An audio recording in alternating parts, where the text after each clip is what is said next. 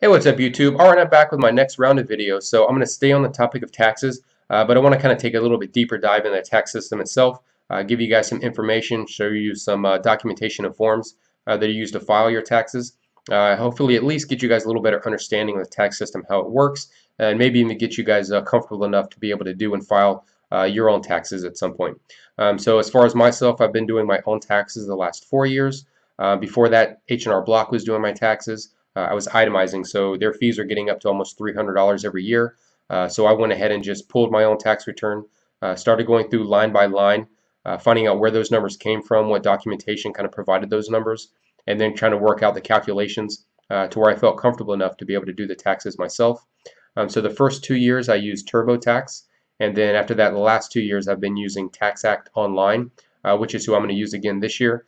Now, I'm not endorsed by either one of them. I'm just letting you know who I've used the last 4 years. There's tons of other tax prep software out there you can get and use. So whatever is most comfortable for you, just try one and then see if you like it. If not, switch the next year. It really doesn't matter. All right, first thing here is going to be your pay stub. So you can use this to track your federal taxable income and your federal withholding throughout the year, just kind of gauge where you are at any point during the year. Regardless of how detailed your pay stub is, it's definitely going to have those two. It's also going to have like your Social Security tax withheld and your Medicare tax withheld. You don't need that to file your taxes, but it's obviously good information to know so you can see how much taxes are being taken out of each paycheck. All right, next is your W-4. So this is what you fill out with your employer, and the federal government uses the information to figure out your withholding taxes they're gonna withhold on each paycheck. So you're gonna tell them if you're single or married and your number of allowances, and then based on the income, that's what they're gonna use to determine the withholding taxes on each paycheck. So the way the allowances work, it's basically dependents. So obviously, the higher the number of allowances, the lower taxes are going to be withheld on your pay stub, on your paycheck. Now, if you do go in and you make actually adjustments to this, so I have access online to go in and change mine at any time during the year. So if I want to go in and increase my allowances to get less taxes taken out on the paycheck, I have access to do that online. You may have to check with your HR and payroll. They may have a form you're going to fill out if you want to make any changes. Now, one thing I can't stress enough, if you do make changes for certain periods of the year, make sure you go back and change it back to your normal allowance levels. I forgot 1 year and let it go for a couple of months. I just forgot to go back and change it and ended up owing a little bit at the end of the year. So if you do make changes, don't forget to go back and change them back to your normal levels. All right, next is your W-2. So this is just a year-end form that you get from each employer that shows what your year-end totals were for income and for taxes. It'll go have both the federal and state. Now, the W-2s typically come out the end of January. If you don't want to wait that whole month, you can actually pull up your final pay stub, and the numbers on your final pay stub would match your W-2. So if you want to get kind of a jump start on your numbers, figuring out what those are, you can just pull your final pay stub to get your numbers for year end. All right, as far as there's actually 3 different tax forms you would use to file your taxes depending on kind of your situation. There's the 1040EZ, the 1040A, and the regular 1040. If you itemize, you have to use the 1040. That's the only one you can use.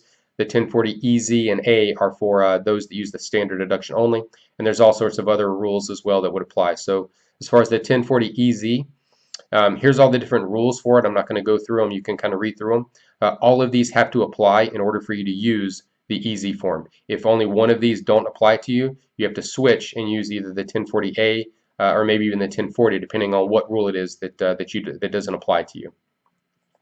All right, so I'm just going to kind of walk through the EZ form. Now, this is a 2016 EZ form. The 2017 forms haven't been published yet, but as far as the calculations and the information here, it's all going to be the same, even for the 2017 EZ form. Now, obviously, as we go through here, you'll see because of the tax reform changes, this form will change for the 2018 tax year because exemptions are going away, and this obviously still includes them. So there will be some changes, but again, the calculations would be the same. All right, so I'm going to go ahead and throw in some numbers here as an example. So let's go ahead and say it's a $12,000 income for the year. I went ahead and put in for taxable interest, let's say they have a savings account of $50 for taxable interest. So that's going to give them an adjusted gross income for the year of $12,050. After that, in Section 5, if someone else can claim you as a dependent, you will basically lose your exemption because someone else can claim you, and that person would get the exemption for you if someone else claims you.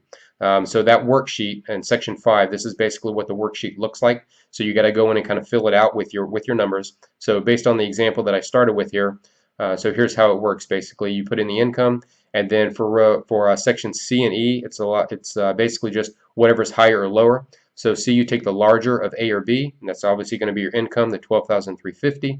And then for E, you take the smaller of C or D, which is D is just your single standard deduction. So obviously the smaller amount is going to be the standard deduction of 6,300. And then obviously F shows where you would lose your exemption. Someone else can claim you. This is a single person that can be claimed by someone else, so they lose their exemption. But they'll still get their $6,300 standard deduction. Again, this is 2016 numbers. Obviously, the numbers for 2017 were bumped up a little bit as far as your exemption and your standard deduction. I'm just using the 2016 numbers since it's the 2016 form. All right, so that's where that 6,300 comes from in Section 5. Again, someone can claim you, you lose your exemption, you still get your standard deduction. So then you just take your adjusted gross income in row 4, subtract out that standard deduction, so that leaves you with a taxable income of $5,750 for the year. All right, in the next section, it's going to be your payments, credits, taxes, whether you owe or you're getting a refund. So I'm going to go ahead and plug in the numbers for our specific example. Line 7 is going to be your withholding. Typically, you would go and get that from your W-2. In this example, I just used a basic 10% withholding rate. So based on that $12,000 income, their withholding was $1,200. Now again, on the easy form, the only credit, so you can't have any children, the only credit on the easy form you can have is this earned income credit.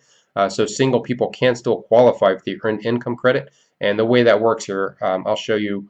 So the earned income credit, based on your income levels and how many children you have and how you file, you could basically qualify for this credit. Now it is a refundable credit, so even if you owe 0 taxes, you will still get this back as far as a refund, even if you owe no taxes. So there's some of the income limits and the maximum credits that you could get. So it's going to be a sliding scale. So obviously the closer you are, if you're under, but the closer you get to these limits, the less of the credit you're going to get. So on the right there is a basically an earned income tax credit table for a single filer. So just an example there, the top level there, so $22,000 income. Let's say, again, they're single. Let's say they have 3 or more children. They're going to get back $5,542 regardless if they owe taxes or not. So the earned income tax credit, since it's refundable, it's basically like a payment you've already made to the IRS, similar to a withholding. So you're going to get it back regardless. All right, now they have all sorts of earned income credit calculators. So here's one of them. So based on the example that I'm running through here, they're single, they have no children, and they have a $12,000 income. So they're actually going to get a refund of $228. Again, it's a refundable credit of $228. So on the form here in section 8 or line 8, that's where that $228 comes from. And again, like I said, it's almost like a withholding payment that you've made to the IRS, so that's why it gets added to your withholding. So total payments for the year that you've made to the government is $1,428, and then you have to figure out your tax that you should have paid for the year based on your taxable income. If you remember in the previous one, so line 6, in this example, taxable income was $5,750. So what you can do, you can go out and find a tax table. Now I pulled a 2017 tax table. Obviously it's a 2016 form, but the way you pull the number is the exact same.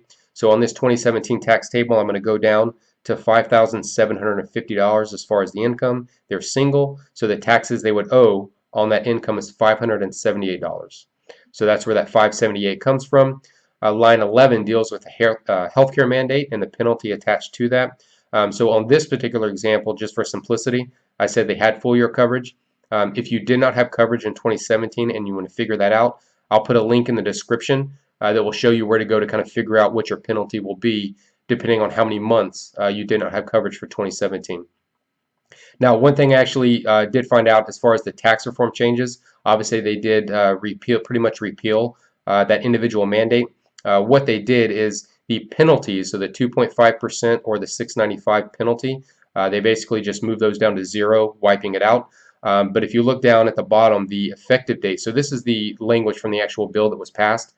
So if you look at the effective date, it says that this change does not apply to months until after December 31st, 2018. So the way I'm reading that is you still need to have coverage in 2018 to avoid the penalty. starting in 2019, as far as coverage, healthcare coverage in 2019, that's no longer the case. But again, the way I'm reading it is if you do not have healthcare coverage in 2018, you will still have the penalty, but not the year after, starting the year after. Okay, so then once you figure that out, so again, with them having full coverage, there's no penalty. So that 578 is the total tax they're going to owe. So from there, you basically take your payments and credits, which was the 1428 that was withheld with that credit throughout the year. You subtract out what you should have paid, which was just the 578. So in this case, you actually paid in more than you should have, so you're going to get a refund of $850. The rest of the form is just stuff you can fill out if you want it, direct deposited to an account, or if you owe, it goes through and it'll show you. Obviously, if your withholding was less than what you owe, you would actually owe the federal government or whatever that difference is. All right, so that's kind of do it for this video. Again, I started out with just the 10 easy form. Even if you don't fill that one out, the basic calculations and where you go to get some of that information is going to be the same. So in the next video, I'm going to get into the 1040, probably just the 1040 form. The 1040A and 1040 are very similar. They just have a little more credits and deductions that are available. So I'll get into some itemization and stuff like that. So I hope you enjoyed the video. Again, just trying to get some more information out to you guys. And the next one will have a little bit more. Feel free to leave some comments down below. Let me know what you thought. And if you have any specific questions, maybe I can address them in a future video. All right, until next time, see you later.